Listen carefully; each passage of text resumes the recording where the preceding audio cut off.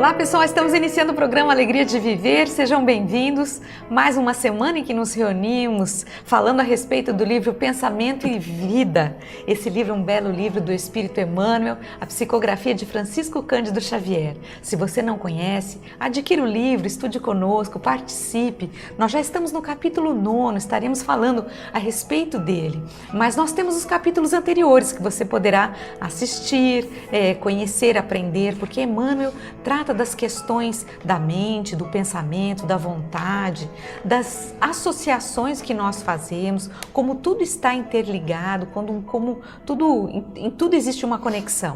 Estamos aprendendo bastante, então venha conosco. Eu sou Solange Godoy, para quem não me conhece, junto com o André Luiz Ruiz. Como vai, André? Oi, Solange. Olá, queridas irmãs, queridos amigos. Tratando de melhorar a maneira como olhamos o mundo, nós teremos que necessariamente inserir em nosso padrão de análise, em nossa lente, a lente do óculos, para você poder enxergar de uma forma melhor, nós teremos que colocar coisas melhores, colocar ideias novas, compreender o mundo de uma outra forma.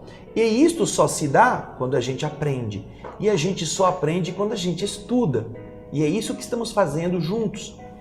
Este livro é fundamental para que nós analisemos a importância daquilo que pensamos, porque é justamente do que nós pensamos que nós vamos criar o contorno principal da nossa existência durante todas as décadas que estivermos na Terra. Tudo é reflexo do nosso pensamento, como forma de mostrar quem somos, como maneira para pensar como vamos fazer para sair de um lugar e chegar em outro. Tudo precisa passar pelo pensamento. Quando você pensa, quando você deseja aproveitar um fim de semana prolongado em um passeio, você não sai a esmo. Você tem que definir para onde vai, você tem que definir como vai, você tem que definir que roupas vai levar, quanto tempo vai ficar. Tudo isso só com o pensamento. Você só pode fazer isso com o pensamento. Porque todas as aventuras que a gente faz sem pensar terminam em problemas. Terminam em decepções, em você chegar no lugar não ter onde dormir, não ter onde ficar hospedado, você ficar sem ter onde comer, você não ter aquilo que é importante para você desfrutar. Se o motivo era descanso, imagina se você não pensou para onde vai ficar. E assim em tudo. O pensamento é fundamental para nós definirmos qual é o tipo de alimento que vamos comer, como vamos desenvolver a atividade profissional, qual é o ângulo da nossa inclinação para a crença nas verdades do Espírito. Tudo depende do pensamento. E boa parte das pessoas, já notou isto? Boa parte, Solange, essas pessoas, elas não pensam por si mesmas, elas deixam que a televisão pense por elas. Elas deixam que os que estão por fora, manipulando a moda, manipulando as novelas, manipulando os esportes, manipulando as coisas que são projetadas pela tela na mente das pessoas, eles escolham. Então veja que importante é isto que nós estamos estudando aqui. Nós já começamos no capítulo da semana passada, que, como a Solange bem disse, teve o título de Associação. Nós já começamos a ver a importância de como estarmos em relação com todas as pessoas e como as pessoas que nos circundam também são influenciadas pelas nossas ideias. Hoje, a Solange vai explicar para nós qual é o capítulo 9. Hoje nós estaremos entrando no capítulo que fala sobre sugestão. Você poderá acompanhar conosco no nosso slide. Sugestão. Ele está muito ligado com a associação, o capítulo anterior. Então, vamos prestar atenção e meditar naquilo que Emmanuel vai nos falar. Vamos lá. Comenta-se o fenômeno da sugestão mental, qual se fora exclusivo de gabinetes magnéticos específicos, mobilizando-se hipnotizadores e hipnotizados à conta de taumaturgos, de milagreiros, de curandeiros. Esta é a maneira pela qual as pessoas naturalmente começam a falar sobre a sugestão mental, como se fosse uma coisa hipnótica, uma coisa meio mágica, como se fosse uma coisa feita por pessoas que têm um poder muito intenso e que impedem outros de serem como são, colocando-os na condição de pessoas que dependem de seguir aquela ordem que lhes foi dada. Essa é a primeira visão natural. E é como também, é como se ele fosse, essa sugestão mental, privativa, como se ela fosse privativa, ou seja, de uso exclusivo desses adivinhos, desses milagreiros, como o texto coloca. Ou seja, só eles que podem fazer essa sugestão mental, esses hipnotizadores, e a gente sempre liga essa sugestão mental àqueles que são os hipnotizadores, né, que vão fazer uma hipnose, e os hipnotizados. Vamos seguir adiante no nosso texto. Grasset, o eminente destacado neurologista da escola de Montpellier, chega a classificar as sugestões em duas categorias: as infrahipnóticas, que se efetuam no curso do sono provocado, e as pós-hipnóticas, que se realizam além do despertar. Estas duas categorias que o Grasset está colocando, Emmanuel se refere a elas, aquelas que, como diz o texto, são chamadas de intra-hipnóticas, estão dentro do sono, naquele momento em que a pessoa está dormindo, no caso o sono que é provocado, e as pós-hipnóticas, que se realizam além do despertar. Então veja só que interessante, algumas pessoas faziam experiências de hipnose e faziam com que, durante o estado de adormecimento, a pessoa tivesse que aceitar determinado comando, e essas sugestões efetuadas no curso do sono provocado geravam consequências. E depois ele também colocava as sugestões pós-hipnóticas, ou seja, que se realizavam depois que o indivíduo estava acordado. Então estas são classificações da experiência de doutrinadores sobre o hipnotismo. Mas agora Emmanuel vai dizer o que ele considera, tirando a academia que estuda essa questão. Vamos lá. Entretanto, a sugestão é acontecimento de toda hora na vida de todos os seres, com base na reflexão mental permanente. Não é só um negócio de estudioso, acontece com todo mundo. Dela se apropriou com mais empenho a magia. Olha só, os magos, que, significando o governo das forças ocultas, tem sido, antes de tudo, o clima de todas as cerimônias religiosas na Terra. Cerimônias estas em que se combinam as forças poderosas, de poderosas mentes encarnadas e desencarnadas, gerando acontecimentos que impressionam a mente popular e lhes disciplina os impulsos. Olha aqui, que coisa bacana que Emmanuel está falando aqui. Essa mesma maneira de manipular as massas nas religiões. Então temos pompas, temos aquelas rituais, fumaça, temos roupas, temos sinos, temos ajoelhamentos, temos cânticos. Todas estas coisas que parecem impressionar têm uma finalidade muito parecida com aquelas da magia primitiva, em que o curandeiro, né, o pajé na tribo, diferentemente do chefe, do principal líder guerreiro, o pajé conhecia determinados segredos e usava isto para impressionar toda a tribo e mostrar o seu poder. É através dessa magia que já desde a tribo se consegue controlar aquele grupo de pessoas, seja um grupo tribal, seja um contingente de uma população inteira.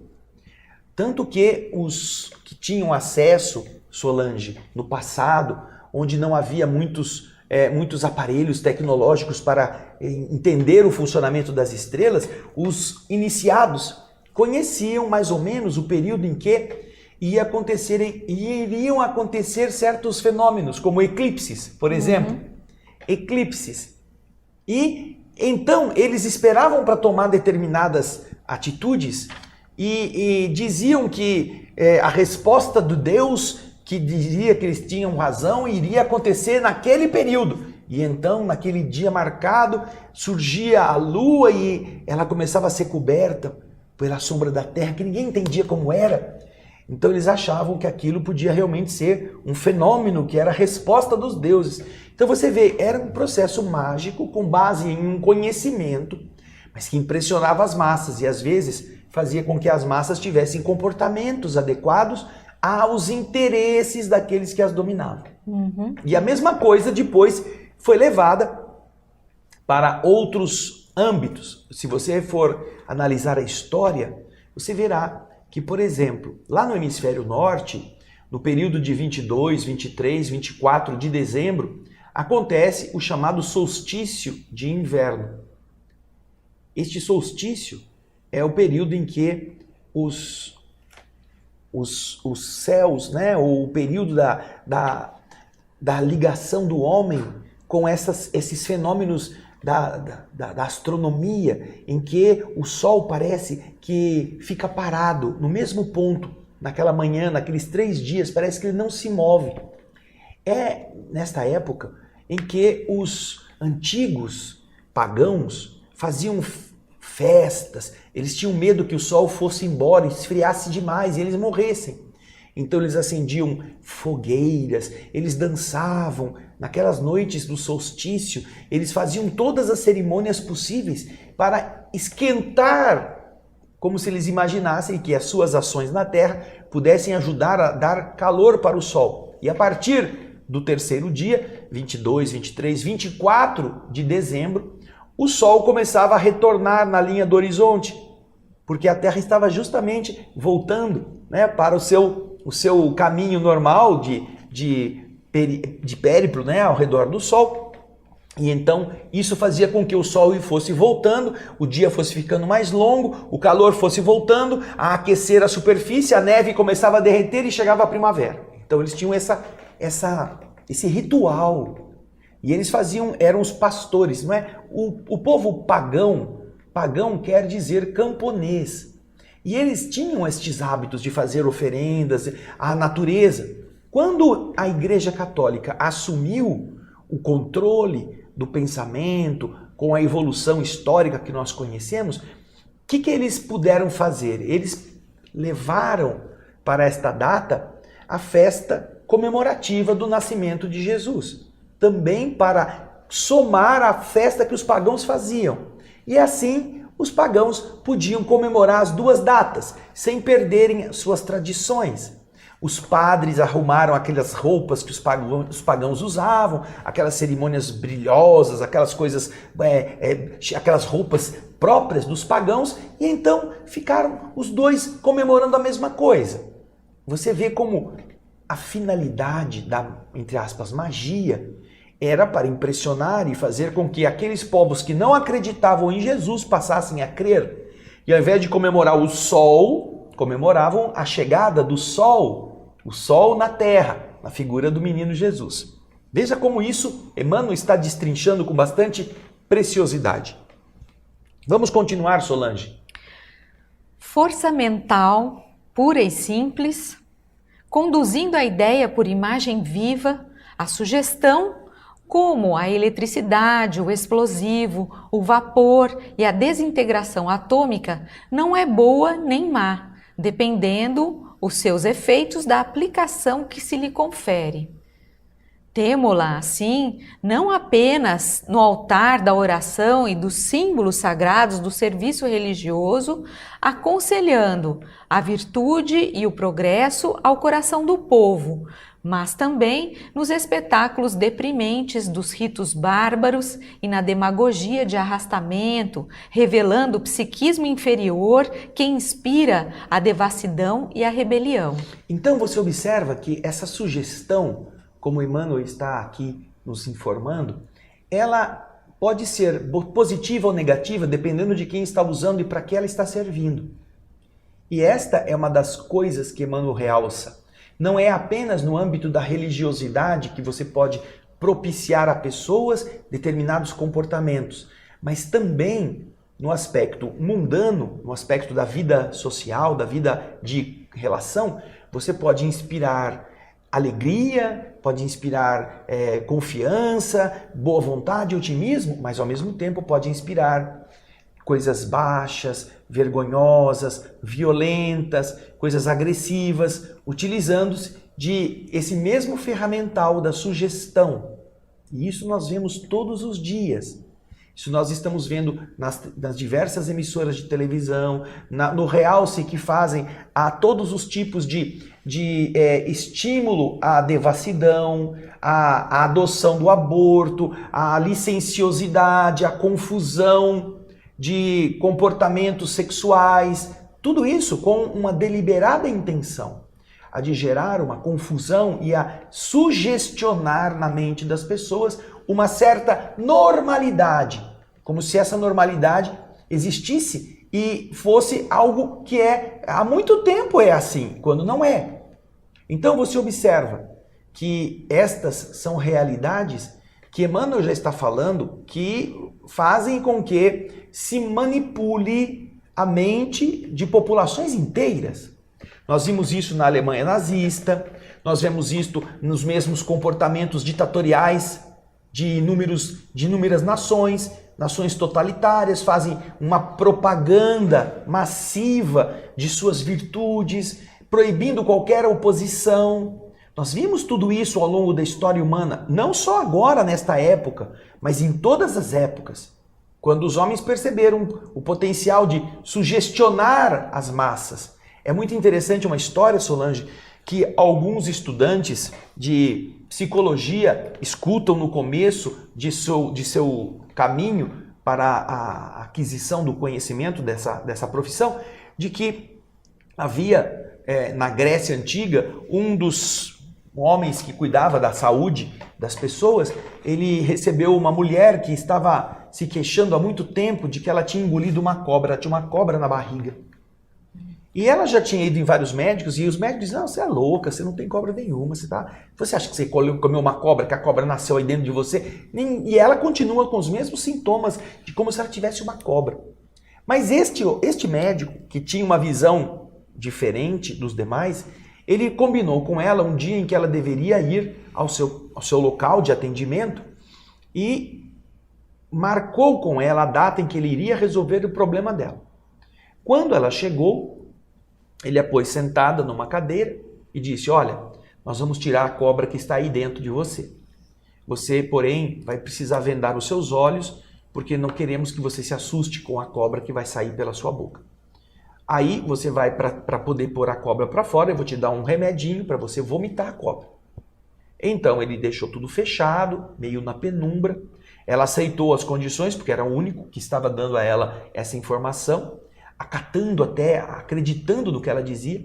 E ele fez isso, ele tinha alguns ajudantes, ela se sentou, ela viu uma bacia bem à sua frente e ele disse: olha, quando você vomitar, você pode vomitar aqui na bacia, porque aqui é onde vai estar a cobra.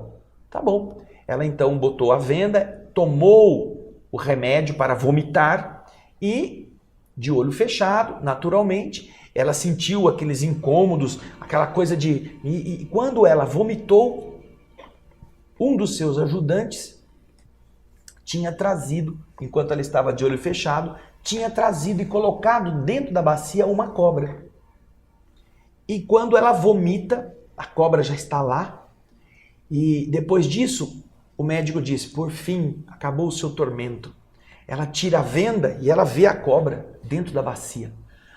Ai, graças a Deus, agora eu estou melhor. Sarou. A mulher sarou. Com a sugestão de que ela tinha vomitado aquela cobra que ela achava que estava na barriga dela.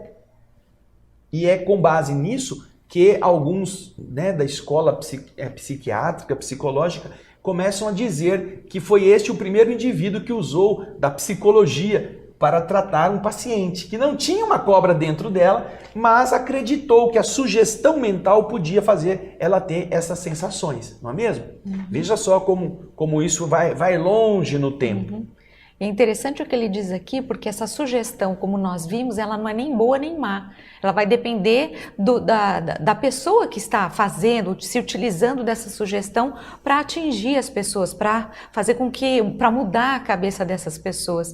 E Emmanuel fala, inclusive, num dos parágrafos, que nessas cerimônias religiosas muitas vezes se associam não apenas o pensamento, a sugestão do encarnado, mas também dos espíritos desencarnados, que se associam, encarnados e desencarnados, para promover essa sugestão. Isso me lembrou, André, muitas vezes, quando pessoas que já vieram falar conosco, que disseram que foram numa determinada, um terreiro, um local espiritual, e que disseram para ele que ele tinha um espírito ruim, que tinham feito um trabalho para ele, e que ele só se livraria disso se ele fizesse um outro trabalho para contrapor aqui, para desfazer o trabalho. Então a gente vê que existe muita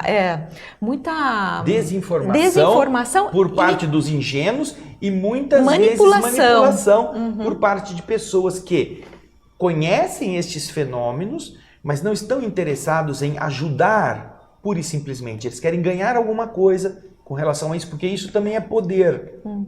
Naturalmente que em muitos lugares onde há este conhecimento se faz o bem, mas existem muitas pessoas, mesmo nos movimentos espíritas de Allan Kardec, que usam do seu potencial mediúnico para deixar impressionadas algumas pessoas com as suas opiniões, com eu vi tal coisa, eu disse isso, eu senti aquilo, e o leigo fica assim, ai meu Deus, e agora o que eu faço? Como é que eu faço? Não é mesmo?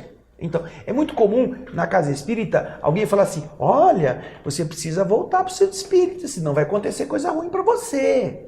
Quer dizer, como é que você pode induzir uma pessoa a acreditar que qualquer coisa de ruim que aconteça para ela, e certamente vai acontecer coisa de ruim para todo mundo, foi porque ela parou de ir no centro espírita? Isso é um potencial de sugestão utilizado nocivamente. Isso. Porque essa pessoa deve dizer para outra, escuta, olha, quando você não puder vir, faça uma oração na sua casa, pensa em Deus, faça o bem, que você estará sempre protegido. Ah, isso é diferente, não é mesmo? Mas, olha, você parou de vir, hein? Cuidado que a coisa vai ficar feia na sua casa. E às vezes fica feio mesmo. Essa não é uma mentira. Mas você não pode induzir a pessoa a achar que você é o oráculo que está dizendo que a vida dela vai dar errado só porque ela parou de ir no centro beijar a sua mão. Isso é utilização nociva desta capacitação de interferir, de influenciar no pensamento alheio. E isso é preciso estar atento, não é? É isso mesmo. Vamos dar continuidade? Nosso slide. Nossas emoções, pensamentos e atos são elementos dinâmicos de indução. Todos exteriorizamos a energia mental, configurando as formas sutis com que influenciamos o próximo. E todos somos afetados por essas mesmas formas nascidas nos cérebros alheios. Olha só que experiência interessante. Eu tinha um amigo que ele aconselhava os seus amigos que tinham filhos pequenos a terem determinados comportamentos para fazer a criança adotar o mesmo time de futebol que o pai torcia. Às vezes, não é, pai e mãe torciam para times diferentes, ou o avô tinha um time, o pai tinha outro. E é natural, né? O neto quer seguir o avô, mas o pai não quer que o filho... Então esse meu amigo dizia para ele assim, faz o seguinte, no dia que jogar o seu time, você pega o seu filho, leva lá, compra pipoca, compra sorvete, leva uma almofadinha para ele sentar, deixa ele ficar feliz, né? Faz de tudo o que ele quer, deixa ele se sentir muito feliz de estar indo no jogo do seu time. Quando for no time do seu avô, do avô dele, né? Você vai com ele, mas você não compra nada, não compra um refrigerante, não compra uma pipoca, não compra nada, não leva nenhuma almofadinha, deixa ele sofrer muito. Compra um lugar bem no sol, para ele torrar no sol. E aí, cada vez que ele for torcer para o outro time, ele vai se lembrar de que é um sofrimento torcer para aquele time, que ele não come nada, não tem doce, não tem sorvete, não tem refrigerante. Mas quando ele vai no seu time, tem a cadeira, a arquibancada, nada que é arquibancada, tem lá numerada, tem lá a cadeira de VIP, tudo certinho, né? Ele associa aquele time de futebol ao prazer, às coisas boas. Então é melhor eu torcer pro time do meu pai do que torcer pro time do meu avô, não é? Tá vendo? Isso é sugestão. Aqui é o que ele está falando, ó.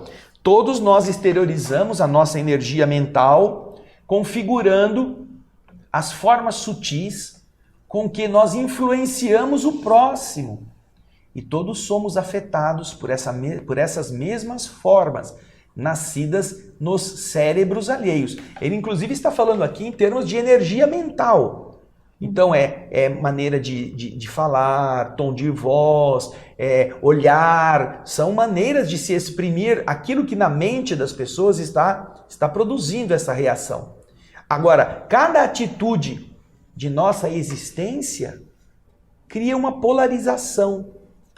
Polarizar é por positivo, negativo, né? Mais e menos. Cada atitude da nossa existência polariza forças naqueles que se afinam conosco, com o nosso modo de ser, e os impele a uma imitação, consciente ou inconsciente.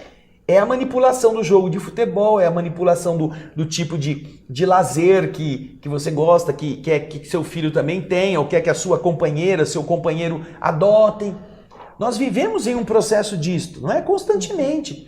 Vamos interferindo sutilmente, vamos fazendo agradinhos para que aquilo que a gente quer aconteça.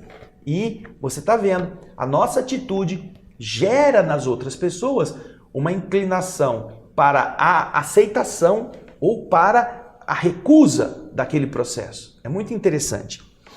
Continuamos no texto, Solange. Vamos lá. É que o princípio de repercussão nos comanda a atividade em todos os passos da vida.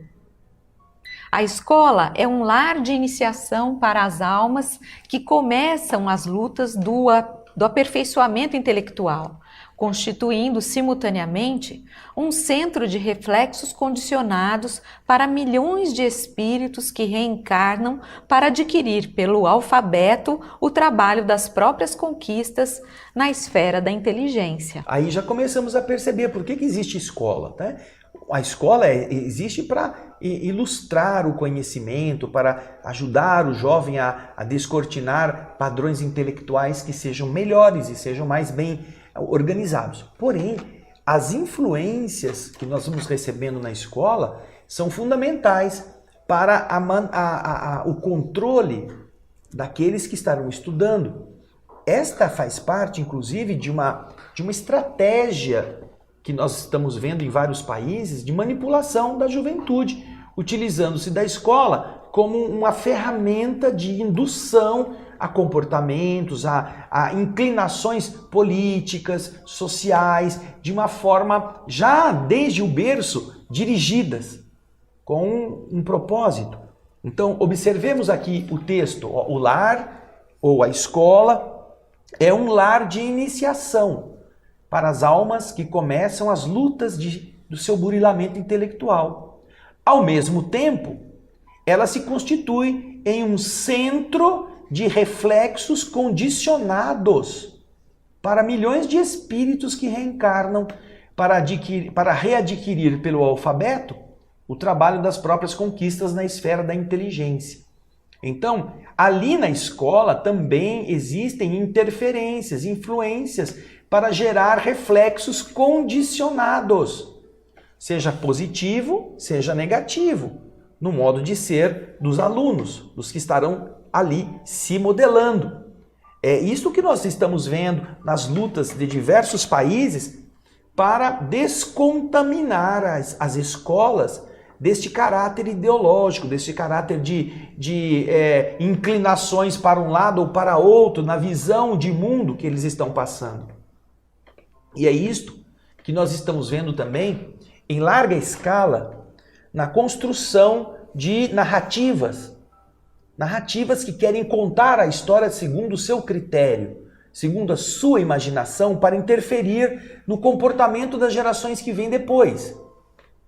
E isto é uma interferência deliberada nessa capacidade de influenciação daqueles ingênuos, daqueles que não pensam, daqueles bobinhos, daqueles que se deixam levar, porque disseram para ele que era assim. Então é muito importante o que Emmanuel está falando, que é aí que você observa como essa influência pode produzir os malefícios ou os benefícios quando estamos diante de interesses que querem promover determinadas teorias. Continuamos no texto.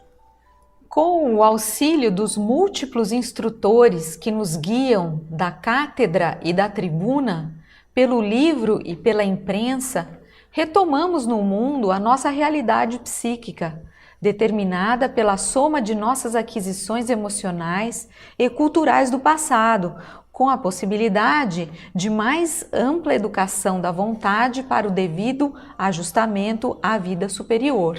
Você vê aí, pode deixar o texto, que os múltiplos instrutores que nos ajudam a formarmos os nossos critérios, eles vão desde a cátedra na escola, desde a tribuna da oratória, o livro, a imprensa, os meios de comunicação, a internet.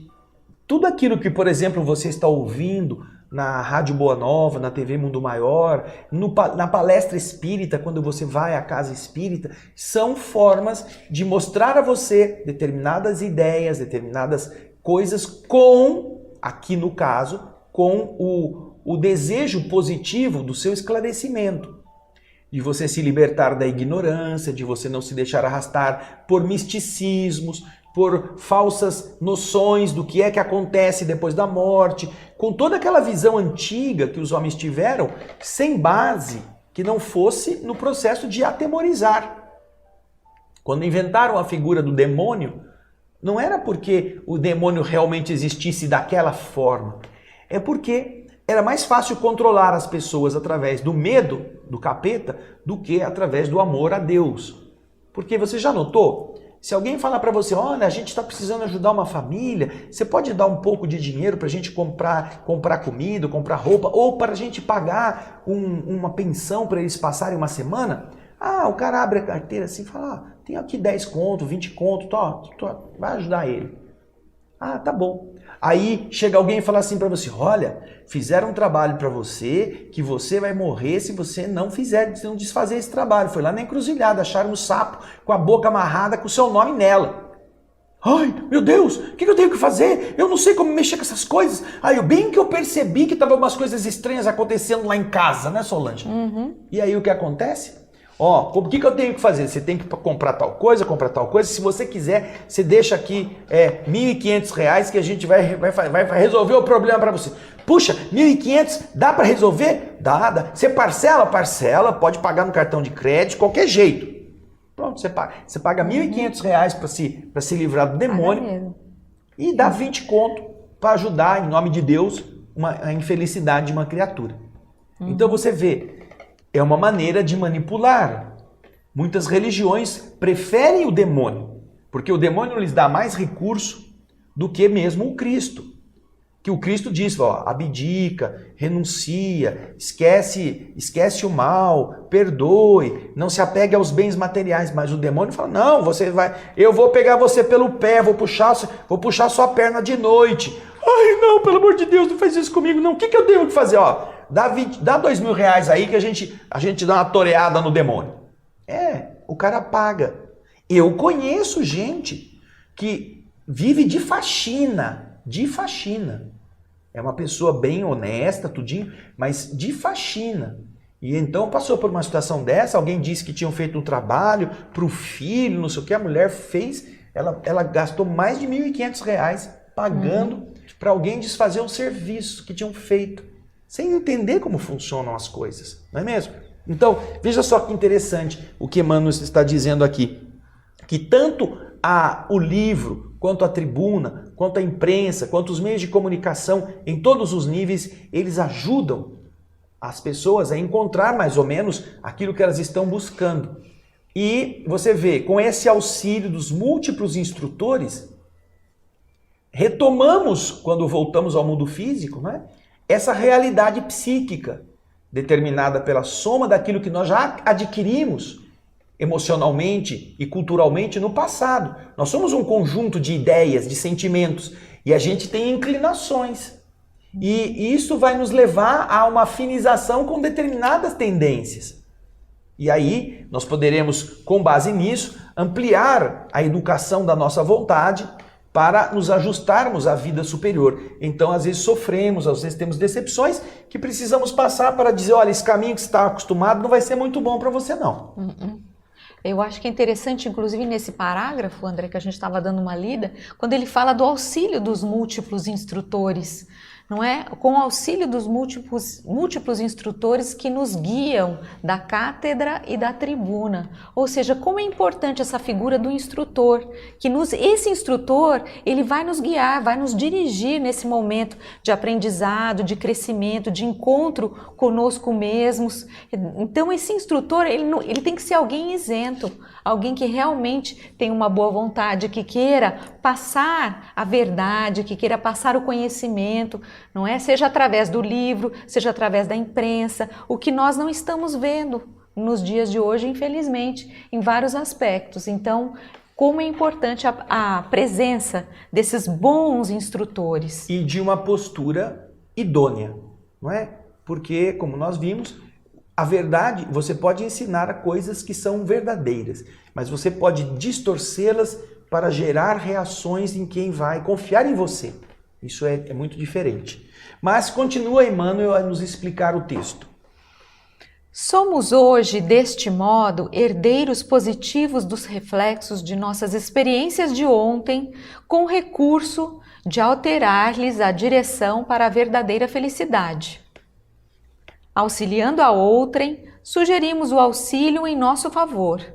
Suportando com humildade as vicissitudes da senda regenerativa, inoculamos paciência e solidariedade para conosco em todos e em todos aqueles que nos rodeiam. Ajudando, nos ajudamos. Desservindo, desservimo-nos. Esta é a regra. Quando você ajuda os outros, você gera nestas pessoas a solidariedade de também, nelas ou em outros que estão ao lado, de também cuidarem de você. Se você não faz nada, se você desserve, você também não vai encontrar apoio nas mentes que estão sendo desprezadas. Por intermédio daquilo que Emmanuel chama aqui, sugestão espontânea. Não é a sugestão programada. Esta que é a tribuna, que o livro, que os meios de comunicação, que é uma programação, não é esta programação que sugere, que dá uma indicação, não. Ele está dizendo no texto, através da sugestão espontânea. Ou seja, você gera uma atitude, essa atitude repercute de forma natural em todos os âmbitos da sua vida. Nós plantamos os reflexos de nossa individualidade, colhendo-lhes os efeitos nas individualidades alheias. Como semeamos e obtemos no mundo o cânhamo e o trigo, a cenoura e a batata. Somos, assim, responsáveis pela nossa ligação com as forças construtivas do bem ou com as forças perturbadoras do mal. Esta abordagem de Emmanuel em relação aos conceitos que nós temos aqui, dando os reflexos da individualidade, ela representa uma maneira em que todos nós poderemos analisar o mundo em que estamos, o mundo pessoal. Imagina quando você, dentro de casa, você desfere um palavrão, daqueles com o intuito de ofender. Este palavrão é apenas um som que carrega uma ideia. Se ao seu lado, a pessoa com quem você está falando é surda e ela não escuta, não tem importância nenhuma, né? Não vai repercutir em nada, porque ela não captou o áudio. E como ela não ouviu, a ideia não foi interiorizada. Ela não plasmou na mente aquilo que significa o palavrão. Mas quando as pessoas à sua volta escutam e elas têm condições de decodificar o conteúdo daquela palavra grosseira, você vai induzir essas pessoas a produzirem em suas mentes aquele impacto fica reproduzido do interior dessas pessoas, com toda a sua grosseria, o grotesco. E qual é a resposta? Pode perceber. Quando você xinga, geralmente alguém xinga, ou alguém xinga pior do que você. Quando você grita, alguém quer gritar mais do que você. E isto é uma sugestão natural. Quando você quer, então, que a sua vida tenha paz, que tenha harmonia, você muda o modo de falar, você muda o modo de vestir, você muda a maneira de se relacionar com as pessoas a partir de você mesmo. Não é para fingir generosidade ou gentileza, é para melhorar-se, porque a sua maneira de ser não apenas influencia as pessoas, mas também atrai os espíritos que estejam ligados àquele comportamento, àquela maneira de ser, porque estes espíritos também são sugestionáveis e nos procuram para nos sugestionar. Aí vamos lá na pergunta 459 do Livro dos Espíritos, Solange. Kardec pergunta, nessa questão, se os espíritos interferem em nossos pensamentos. Lembra disso? Sim. Se há uma interferência dos espíritos naquilo que nós pensamos, atitudes. Os espíritos influem sobre os nossos pensamentos e nossas ações e eles respondem. A esse respeito, sua influência é maior do que vocês acreditam, porque frequentemente são eles que vos dirigem. Se você é uma boa pessoa, são bons espíritos que te influem. Mas se você é uma pessoa mesquinha, uma pessoa indiferente, preguiçosa, uma pessoa cheia de defeitos e não luta contra isto, você será interferido, você será influenciado por espíritos do mesmo padrão. Não é? É isso mesmo. Por isso que Emmanuel diz que nós somos responsáveis por nos conectarmos às forças positivas ou às forças perturbadoras do mal. Nós é que escolhemos. Está aí o nosso livre-arbítrio, não é verdade? Mesmo. Então, que a gente possa sempre estar vigilante e pensando sobre esse assunto. E do mesmo jeito que você assiste a esta emissora, Boa Nova, ou TV Mundo Maior, recebendo boas notícias, boas informações, esperança e coisas positivas, você pode ser uma boa notícia, você pode ser uma boa nova, você pode ser um mundo maior na vida dos outros, multiplicando isto para todas as pessoas com quem você se relaciona, porque elas também às vezes estão perdidas, não sabem onde encontrar a fonte, estão com sede e você sabe onde está a fonte que brota a água da vida. Então não esqueça, ajude os outros com a sua dedicação também a essa mensagem de amor. Lembrando que nós temos também outros programas que são muito interessantes, se você quiser conhecer um pouco mais, principalmente sobre a obra de André Luiz, do Espírito André Luiz, através da mediunidade de Francisco Cândido Xavier. Nós estamos fazendo análise, nós não, o André Luiz Ruiz, fazendo análise dessas obras que vão desde o Nosso Lar, Mensageiros, Missionários da Luz, toda aquela série do Espírito André Luiz. E se você não conhece, você pode acessar no programa O Espírito da Letra e começar também a ler conosco, a aprender, porque é uma série que é muito interessante, que é nos traz um compêndio a respeito da espiritualidade, de como lidar com diversas questões que nós estamos inclusive vivenciando agora. Então vale a pena você conhecer o programa O Espírito da Letra. No YouTube, o canal do Espírito da Letra, youtube.com/O Espírito da Letra, tudo junto. Ou se quiser, nos offlines da TV Mundo Maior também nós apresentamos o programa para aqueles que são da audiência da TV Mundo Maior e que possam acessá-lo, ok? Muito bem, nós agradecemos a sua Tem mais presença. semana que vem, né? Temos aí, semana que vem, nós vamos prosseguir com o capítulo número 10, falando sobre o entendimento. E você vai estar conosco, não é? Esperamos que sim, não é, Band? Um grande abraço, né, Grande Solange? abraço, até o próximo programa. Tchau, gente. Tchau.